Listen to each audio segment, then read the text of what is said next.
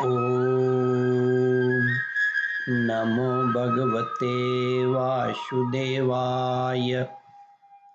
श्रद्धालु भक्तों, श्रीमद्भागवत महापुराण के दशम स्कंद के उत्तरार्ध के 64वां अध्याय के अंतर्गत नृगराजा की कथा का प्रस्तुतिकरण करूंगा। इसके पहले 63वां अध्याय समाप्त हो चुका है। जहां तक आप कथा श्रवण कर चुके हैं उसके आगे का प्रस्तुतिकरण करता हूं। श्री सुखदेव जी कहते हैं, प्रिय परीक्षित, एक दिन शांब, प्रद्युम्न, चारुभान और गद आदि यदुवंशी राजकुमार घूमने के लिए उपवन में गए थे। वहां बहुत देर तक खेल खेलते हुए उन्हें प्यास लगाई। अब वे इधर उधर जल की खोज करने लगे। वे एक कुएं के पास गए। उसमें जल तो था नहीं, एक बड़ा विचित्र जीव दिखा। वह जीव पर्वत के समान आकार का एक गिरगिट था। उसे देखकर उनके आश्चर्य की सीमा न रही। उनका हृदय करुणा से भर आया और वे उसे बाहर निकालने का प्रयत्न करने लगे।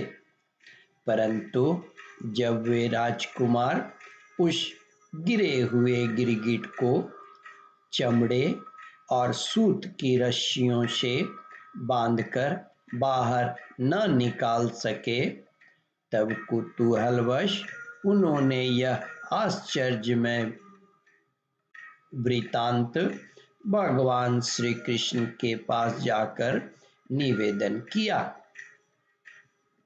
जगत के जीवन दाता कमल नयन भगवान श्री कृष्ण उस कुएं पर आए। उसे देखकर उन्होंने बाएं हाथ से खेल खेल में अनायास ही उसको बाहर निकाल लिया। भगवान श्री कृष्ण के कर कमलों का स्पर्श होते ही उसका गिरगिट रूप जाता रहा और वह एक स्वर्गीय देवता के रूप में परिणत हो गया। अब उसके शरीर का रंग तपाए हुए सोने के समान चमक रहा था और उसके शरीर पर अद्भुत वस्त्र, आभूषण और पुष्पों की हार शोभा पा रहे थे।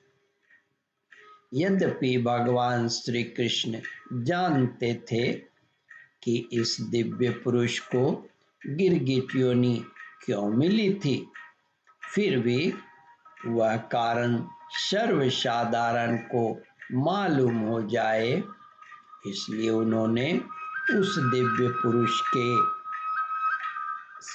दिव्य पुरुष से कहा, महाभाग, तुम्हारा रूप तो बहुत सुंदर है। तुम कौन हो? मैं तो ऐसा समझता हूं कि तुम अवश्य ही कोई श्रेष्ठ देवता हो। कल्याण मूर्ते, किस कर्म के फल से तुम्हें इस योनि में आना पड़ा था? वास्तव में तुम इसके योग्य नहीं हो। हम लोग तुम्हारा वृतांत जानना चाहते हैं। यदि तुम हम लोगों को यह बतलाना उचित समझो तो अपना परिचय अवश्य दो।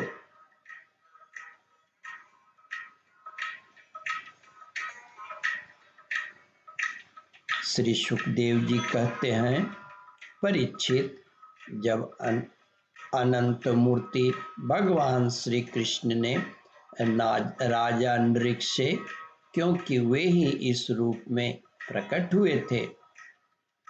जब अनंत मूर्ति भगवान श्री कृष्ण ने राजा निक से इस प्रकार पूछा, तब उन्होंने अपना सूर्य के समान जाज्वल्यमान मुकुट झुकाकर भगवान को प्रणाम किया और वे इस प्रकार कहने लगे।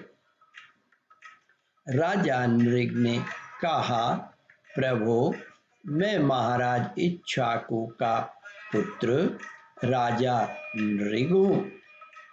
जब कभी किसी ने आपके सामने दानियों की गिनती की होगी, तब उसमें मेरा नाम भी अवश्य ही आपके कानों में पड़ा होगा। प्रभु, आप समस्त प्राणियों की एक एक वृत्तियों के साक्षी हैं। भूत और भविष्य का व्यवधान भी आपके अखंड ज्ञान में किसी प्रकार की बाधा नहीं डाल सकता। अतः आपसे छिपा ही क्या है। फिर भी मैं आपकी आज्ञा का पालन करने के लिए कहता हूँ।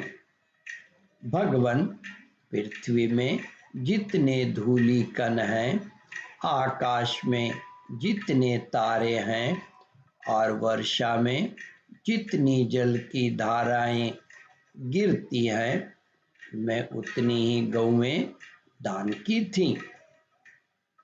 वे सभी गौएं दुधार, नौजवान, सीधी, सुंदर, सुलक्षण और कपिला थीं।